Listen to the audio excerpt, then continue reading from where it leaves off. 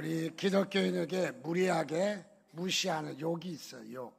그 욕이 뭔지 아십니까? 성령 없이 일해라. 성령 없이 봉사해라. 성령 없이 목회하라. 또 성령 없이 충성하라. 그것은 우리에게 대단한 아주 모욕적인 말입니다. 욕입니다. 욕. 그래서 서양 사회에서는 제일 큰 욕이 뭐냐? 바로 성령 없이 일해라 하는 것이 제일 큰 욕이라는 거죠. 그래서 성령 없이 우리가 일한다는 것은 참 외람된 일이고, 또 우리가 성도라고 이야기할 때도 그 성자가 우리 거룩성자, 한문으로는 거룩성자지만은 우리 성도, 성령의 사람이다 하는 뜻이에요. 우리가 깨끗하다 하는 뜻이 아니라 성령의 사람이다 하는 뜻을 지니고 있습니다. 반대로 우리 크리스찬에게 가장 두드러진 축복의 말이란 어떤 말일까요? 어떤 말이 가장 큰 축복의 말일까요? 복 많이 받으세요. 건강하세요. 다 좋은 말이기는 합니다. 그러나 더 좋은 말이 있습니다. 제일 크게 대접하는 말입니다. 그것은 뭐냐면 성령님과 동행하라. 바로 그런 말입니다. 성령님과 동행하라. 우리가 아멘 소리 클 줄 믿습니다. 바로 성령님과 동행하는 것이, 그것이 우리에게 제일 큰 복이에요. 그래서 우리는 성령님이 함께 하시고 동행하시는 것은 감사하시기를 바랍니다. 또 성령님이 나에게 이렇게 역사하는 것을 여러분 큰 축복으로 여기시기를 주님의 이름으로 축원드립니다. 우리 교회에는 특별히 기독교 예전이라고 하죠. 예전이면 우리 예배에 우리 고난주간, 또 부활주일, 맥주감사주일, 추수감사주일, 성탄절 이런 절기가 있고 사순절이 있고 이런 모든 것을 예전이라고 그러죠. 예전. 저희 교회가 속해 있는 우리 교단에서는 예전에 대해서 민감하지 않습니다. 그래서 어떤 분은 예전이 없는 교단이다. 대체적으로 우리 보수 교단은 예전을 잘 이렇게 하지 않습니다. 하지 않는 이유가, 예전은 이제 캐톨릭의 이제 미사에서 온 예전이 많이 있고, 또 예전은 이미 또 지나간 그런 그 의미도 있고, 또 예전은 억지로 뜯어맞춘 그런 부분도 있기 때문에, 그래서 예전을 별로 행하지 않습니다. 특별히 감리교 쪽 가면 예전을 아주 잘 지켜요. 그래서 여기 강대상에 천으로 색깔별로 녹색이라든지 흰색이라든지 붉은색이라든지 이렇게 합니다. 특별히 제가 오늘 성령 세례와 성령의 세례와 충만에 대해서 말씀드리려고 하는 것은, 지난주가 성령 강림절입니다. 우리 교회는 잘 몰라요.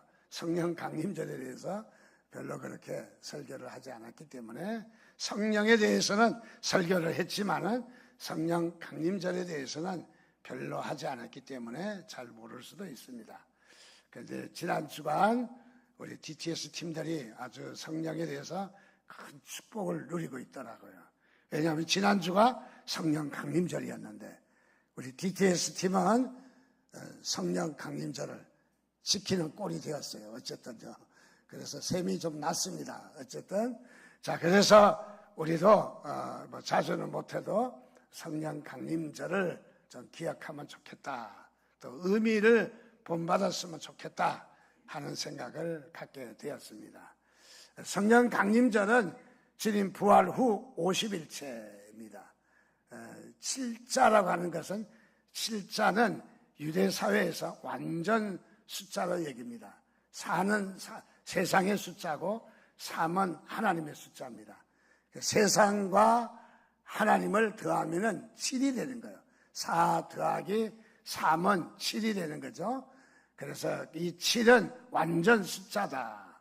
동시에 완전 숫자이지만은 이 숫자는 7이라는 숫자는 안식일 숫자입니다. 그래서 7일째 되는 날 안식일, 안식년 또는 우리가 희년, 이런 제도가 있습니다. 그래서 우리 이 성령 강림절은 주님 부활 후 50일째 되는 날, 그게 7일을 7주를 겪었다, 지났다. 77은 49, 그 다음에 50일째 되면서 50일째는 오순절이라고 말하죠. 오순절은 무엇을 이야기하느냐? 성령님을 상징합니다. 성령 강림절을 이야기하고 있습니다. 그래서 우리 이 시간 이 성령 강림절에 대해서 의미를 좀 살펴보려고 합니다. 그래서 오늘 PPT에도 붉은 그림은 성령님께서 사도행전에 불의 혀같이 임했다. 성령의 임하심을 상징하는 바로 그런 그림입니다. 특별히 오늘 사도행전은 누가 요한이 기록을 했습니다. 누가 요한은 사도행전을 기록했을 뿐만 아니라 누가복음을 기록했습니다. 그래서 누가복음과 사도행전은 서로 연속성이 있습니다. 연속성이 있는데 특별히 이 말씀에 보면은 누가복음 1장 3절에도 보면 모든 일을 근원부터 자세히 데우빌러 각하여. 누가는 의사입니다. 역시 의사는 감정적인 사람이라기보다는 또 요행을 바라기보다는 어떤 체계적이고 지적인 사람이죠. 그래서 원인에 대해서 결과를 처방을 하고 굉장히 이렇게 원인과 결과를 잘 따지는 그런 형이 바로 의사들이라고 말할 수 있습니다. 그냥 주먹구구식으로 아무렇게나 감정적으로 하는 분이 아니다 하는 것을 잘 알고 있습니다. 역시 의사이기 때문에 모든 일을 근원부터, 모든 일의 원인부터, 근본부터 자세하게 미루어 살폈다. 의사의 전문적인 모습이 잘 드러나기도 합니다. 그리고 살핀 나도 데오빌러 각하에게 차례대로 써보내는 것이 좋은 줄 알았노니. 차례대로 좋은 것을 써보냈다. 어떤 차례입니까?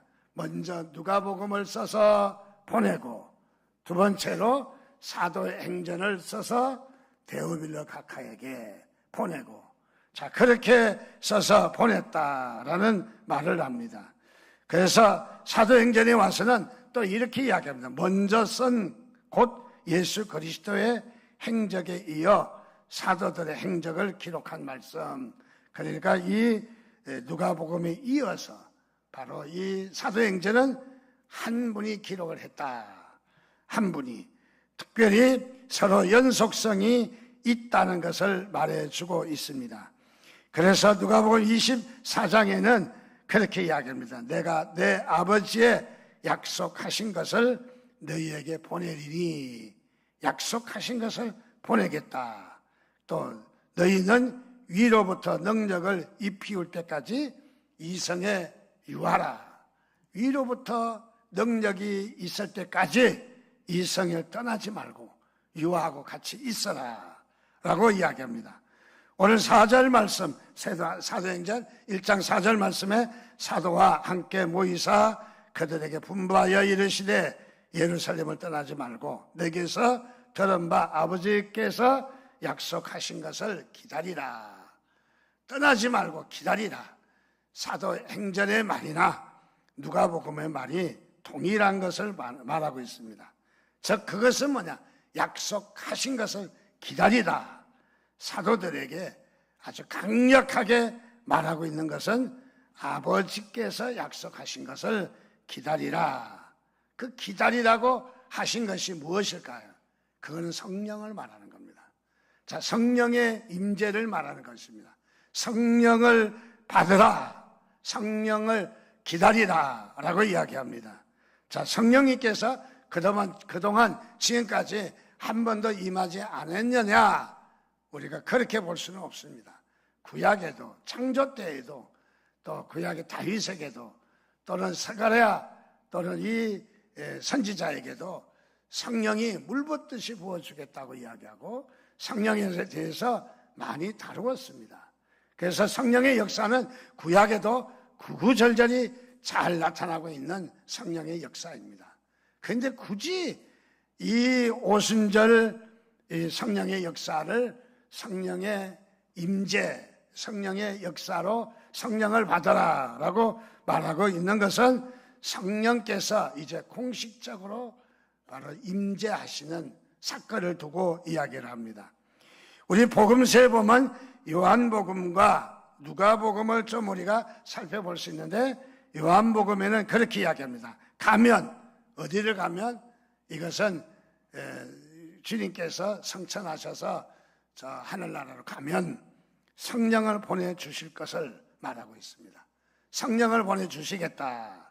또 누가복음에도 보면 약속하신 것을 보냈다. 무엇을 약속하십니까? 하나님께서 우리에게 약속하신 것은 성령님이십니다. 즉 다시 말하면 성령을 기다리라. 오늘 우리 주의 자녀들은 마땅히 성령을 구해야 되고 성령을 기다려야 될 줄 믿습니다. 그래서 성령을 기다리라.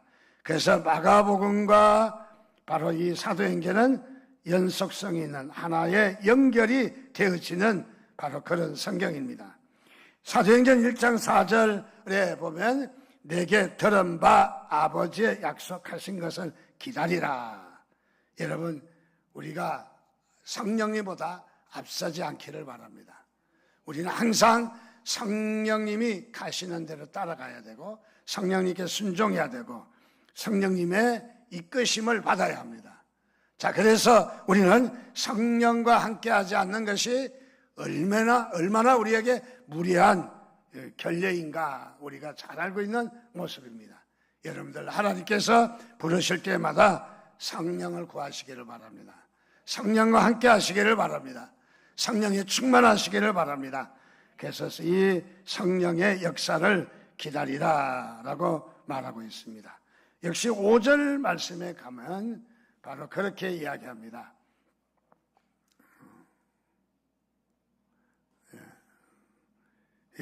요한은 물로 세례를 베풀었으나 너희는 몇 날이 못되어 성령의 세례를 받으리라. 성령의 세례를 받는다라고 말을 하고 있습니다.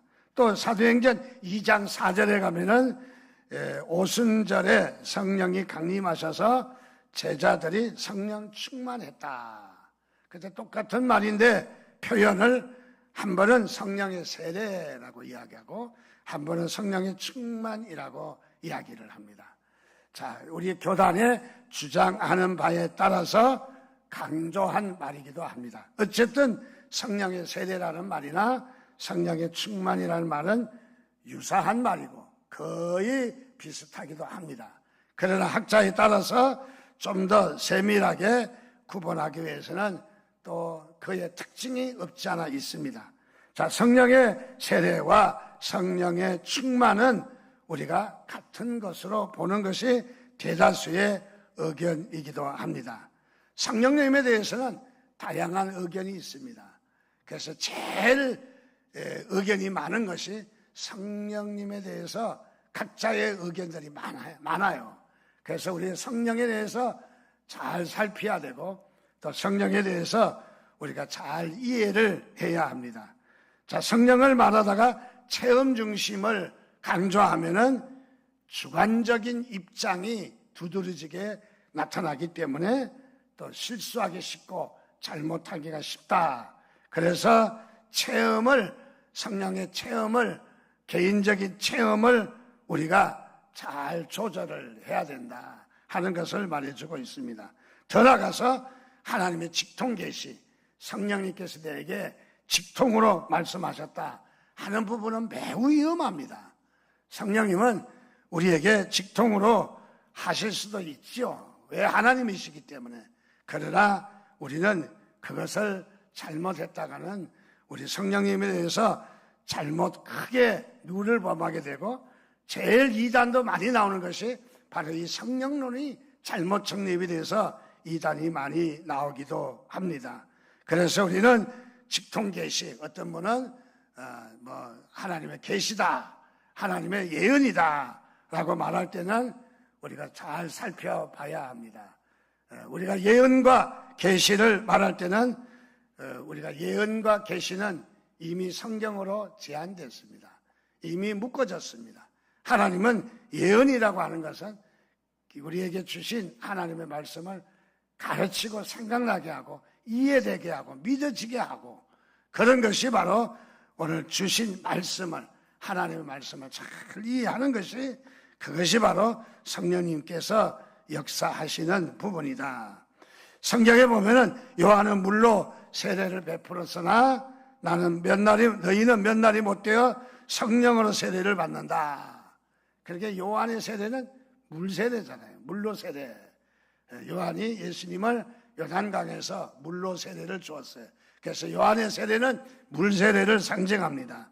자, 물세례는 물만 끼얹혀서 끝난 것이 아니라 물세례도 너무너무 중요합니다. 그래서 물세례도 예수님도 물세례를 받으셨고 또 이 물세례는 우리는 지금 교회에서 물 세 방울 떨어뜨리고 물세례, 약식세례를 행하고 있지만은 초대 교회 때는 세례 받는다고 하는 것이 너무너무 큰 행사예요. 너무너무 큰 행사. 우리 침례도 이제 침례교는 침례라 해서 물속에 푹 잠기는 것도 있고 하지만은 침례교도 침례받기 위해서는 가운을 입고 또 봄철이 되면 좀 너무 이른 봄철이라 저 강가에 가서 강에서 세례받는 그런 부분도 없지 않아 있어요. 자, 세례에 대해서 초대교회 때는 얼마나 신중을 기했느냐. 유대교회에 있다가 기독교로 전향할 때에 바로 세례를 받았습니다. 자, 이 세례를 받는 것은 내가 예수를 믿는다고 하는 공식적인 선언이에요. 자, 공식적인 선언이라는 말은 죽을 각오를 해야 되는 거예요. 왜냐하면 유대 사회에서는 기독교로 전향하는 것을 가만히 두지 않았습니다. 그래서 유대교에서는 기독교로 전향하는 사람들에게 첫째로 모든 공직을 주지 않았습니다. 공무원이 될 수가 없는 거예요. 둘째는 상속을 포기했어요. 상속을 할 수가 없어요. 부모의 재산에 매덕인지 몰라도 매덕이 올 재산을 한 푼도 못 받습니다. 자, 그래서 이 유대교에서 기독교로 세례를 받는다 하는 것은 목숨 내놓는 일입니다. 때에 따라서 죽임을 당하기도 했습니다. 바로. 자, 그런 아주 큰 결단을 해야만 세례를 받을 수 있는 바로 그런 부분입니다. 그런 위험 부담을 가지고 우리가 세례를 유대교에서 기독교로 세례를 받았다. 자, 우리의 세례가 또 우리가 다시 한번 감동할 수 있고 깊은 의미를 깨달을 수 있는 그런 부분이기도 합니다. 주님께서 이 물세례를, 요한의 세례를 인정하셨습니다. 인정하시지만은 거기에서 끝난 것이 아니라 몇 날이 못 되어 성령으로 세례를 받으리라. 성령의 세례를 또 강조하신 것을 봅니다. 그래서 우리는 물세례도 중요하지만은 성령의 세례도 너무너무 중요하다. 자, 그래서 성령의 세례와 성령의 충만은 크게 우리가 생각해서 하나다. 근데 이 성령의 세례와 성령의 충만, 성령을 충만하면은 우리에게는 성령님께서 임하실 때는 두 단계로 임하십니다. 먼저 우리가 예수 그리스도를 나의 주, 나의 하나님으로 고백할 때 성령님이 우리에게 임하신 거예요. 그래서 우리가 내가 고백한 것이 아니라 성령님이 내 안에 오셔서 고백하게 하신 거예요. 그래서 우리는 예수 그리스도를 구주로 영접하는 순간 구원받은 것을 믿습니다. 바로 우리는 구원받은 거예요. 자, 그때에 오신 성령은 바로 기본 성령이라고 그러고 성령의 임재인 것은 맞습니다. 성령께서 임하신 것입니다. 자, 성령이 임하신 이 성령의 사건은 우리를 구원하시는 하나님의 은혜인 것입니다. 그러나 우리가 이 기본 성령으로 끝나지 않고 이제 우리가 성령의 충만함을 받아야 된다. 충만이라고 하는 말은 성령에 흡족하게 받아야 된다. 그래서 성령을 이야기할 때 우리가 두 단계로 이야기합니다. 첫째, 성경의 단회성과 성령의 반복성이라는 말을 합니다. 즉, 그 말은 무슨 말이냐? 단회적으로 우리를 구원받게 하시기 위해서 임하신 성령은 성령께서 한 해, 단회로 임하고 끝이는 거예요. 단회로. 그래서 우리를 구원하게 하십니다. 그러나 성령님께서 그것으로 끝이 아니라 구원은 받았지만은 우리가 이 땅에 육을 가지고 살잖아요. 우리 사람은 구성 요소가 대체적으로 두 가지로 나누기도 하고 세 가지로 나누기도 합니다. 영혼과 육을 말할 때는 두 단계로 나눕니다. 그러나 또 세 단계로 나눌 때는 영과 혼과 육을 이야기할 때는 세 단계로 나눠요. 그래서 성경에는 두 단계도 이야기하고 세 단계도 이야기합니다. 그러니까 문제는 두 단계가 맞느냐 세 단계가 맞느냐 그거 갖고 싸울 필요는 전혀 없어요. 왜냐하면 두 단계도 주장하는 바가 있고 세 단계도 주장하는 바가 있기 때문에 그러려니 하고 이해하시면 되는 겁니다. 자, 우리 사람은 어쨌든 영이 있고 육이 있습니다. 자, 영이 있고 육이 있는데 우리의 이 육이 이 땅에서 우리가 육을 가지고 살아갑니다. 그래서 우리 육이 먹어야 되고 살아야 되고 또는 우리가 살면서 다툼도 있고 육적인 삶도 죄가 있고 죄된 삶을 살기도 하고 우리의 육이 있어요. 육이. 자, 우리가 육신을 가지고 살기 때문에 육이 완전히 소멸된 것은 아니라는 거예요. 육신의 삶을 살 수밖에 없다는 것을 이야기합니다. 자, 그래서 우리는 육신이 있고 또 영이 있습니다. 자, 영이 있고 그래서 영과 육이 우리는 이 땅에 살면서 항상 대치관계에 있는 거예요. 그래서 우리는 영의 소욕과 육신의 소욕, 우리 로마서의 영의 소욕의 우리가 임하면은 육신의 소욕은 물러가고 육신의 소욕이 우리에게 또 무게감을 실어주면은 영의 소욕이 또 물러가는 것이죠.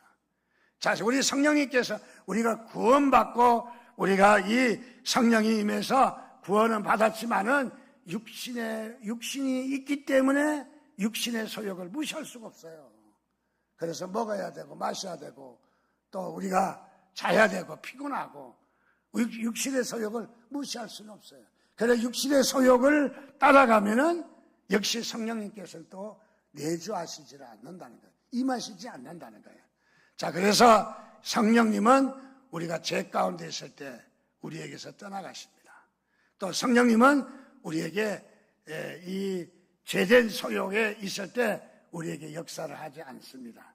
성령님은 오시면 우리에게 말씀하시고 우리 요한복음 14장 26절 보혜사 곧 아버지께서 내 이름으로 보내실 성령이 그가 너희에게 모든 것을 가르치고 내가 너희에게 말한 모든 것을 생각나게 하리라. 자, 그래서 성령님이 오시면 우리에게 생각나게 하시고 우리를 가르치시고 우리에게 말씀하시고 우리에게 도전을 주시고 힘을 주시고 격려하시고 보혜사가 되신다는 거죠. 보혜사라는 말은 변호사와도 같은 말입니다. 우리를 격려하시는 격려자라는 말씀하고도 같은 말입니다.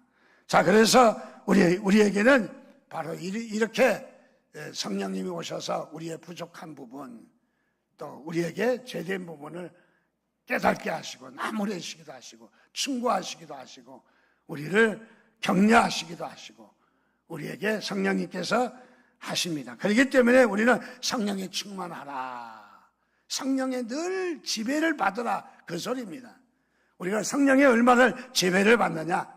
그래서 성령의 세례라고 하는 말은 지배를 받는다라는 뜻을 따라서 세례라고 하는 거예요.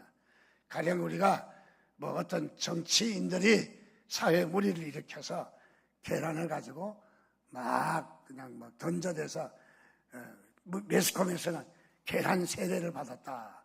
그 사람이 기독교인이 된 건 아니잖아요. 계란 세례 받았다는 계란에 의해서 번복이 됐다. 뭐 모든 망신스러운 그런 번복이 됐다. 계란에 어쩐 완전히 이렇게 뭐 덮었었다.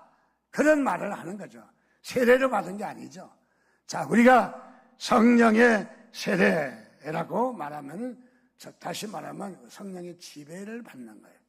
자, 우리가 성령의 지배가 있기를 바랍니다. 특별히 우리는 마태복음 28장 19절 말씀, 그러므로 너희는 가서 모든 족속으로 제자를 삼아 아버지의 아들과 성령의 이름으로 세례를 주고. 자, 성령님은 하나님이십니다.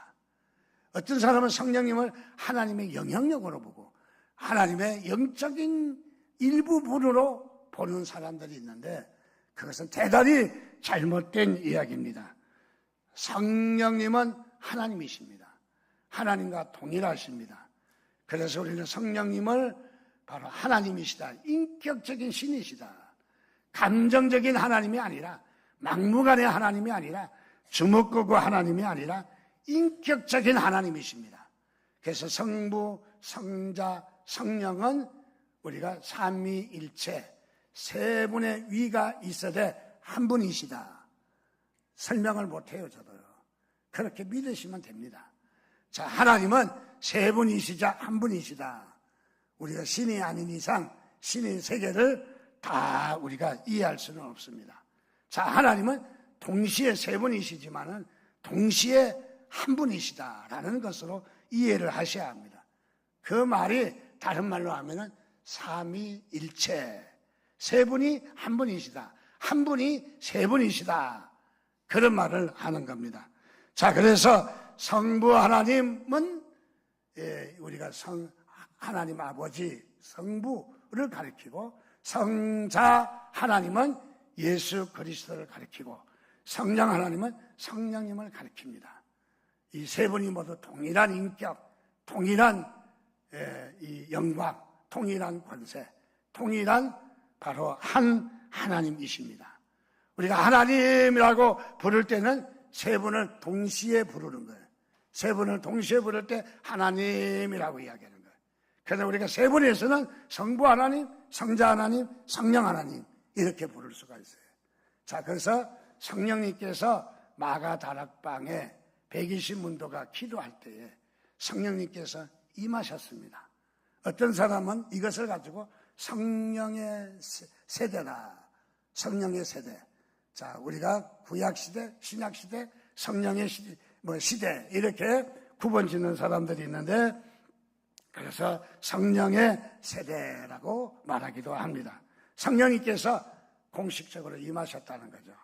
이 성령님이 임하셔서 무엇을 하시냐 하면은, 바로 성령님은 성부가 성자를 낳으시고 성령을 보내셨습니다. 성자가 성령님을 보내셨습니다. 성령님은 성부, 성자로부터 보냄을 받았습니다. 그래서 성부는 한 위가 되고, 성자가 그 다음 위가 되고, 성령이 또 위가 되고, 이것은 차등이 아니라 같은 하나님이심을 이야기합니다.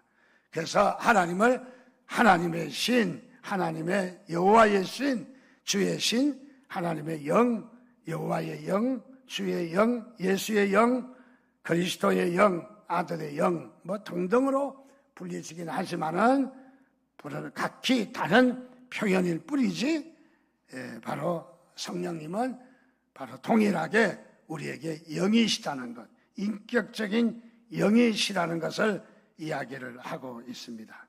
자, 성령님이 오시면은 우리에게 역사하셔요. 어떻게 역사하시느냐?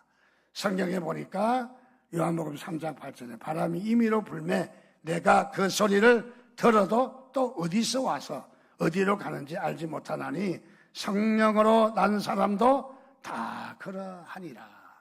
성령님이 오셔서 역사하는데, 바람이 지나갈 때 어디서 와서 어디로 가는지 잘 알 수가 없어요. 또 느낌만 있어요. 느낌만. 우리 볼을 치고 지나갔다, 바람이 지나갔구나. 보이지 않습니다. 성령님도 그렇게 역사한다는 거예요. 우리의 눈에 보이지 않는다는 거예요. 성령님은 우리에게 우리가 의식할 수 있도록 역사하시기도 하시지만은 우리에게 의식할 수 없도록 역사하신다. 성령님이 예수님에게 임하실 때는 비둘기같이 성령님이 임하셨다고 그랬어요. 오늘 우리에게는 바람같이, 불같이, 바람같이, 불같이 성령님께서 임하신다. 그래서 성령님이 임하신 사건을 잘 말해주고 있습니다. 성령님이 임하셔서 주된 사역은 무엇을 하시느냐? 구원에 초점이 맞춰져 있습니다. 구원에. 그래서 구원의 진리를 죄인들에게 적용하고 효력 있게 하신다. 성령님께서 오늘 저와 여러분에게 이 진리를 우리에게 적용시켜 주십니다. 진리가 뭐냐면 말씀이에요.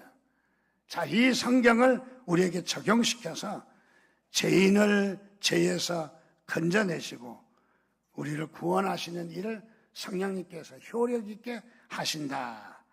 그래서 성부의 구원 계획을 성자는 이루시고 성부는 구원 계획을 하시고 성자는 이루시고 성령님은 죄인에게 그 구원의 역사를 이루어 가시는 거죠. 그래서 성령님께서 우리 죄인을 적용시켜서 우리를 구원받도록 아무런 하자 없이 구원받도록 우리에게서 역사하신다. 하나님이 우리를 구원하신다 할 때는 9가지 단계가 있어요.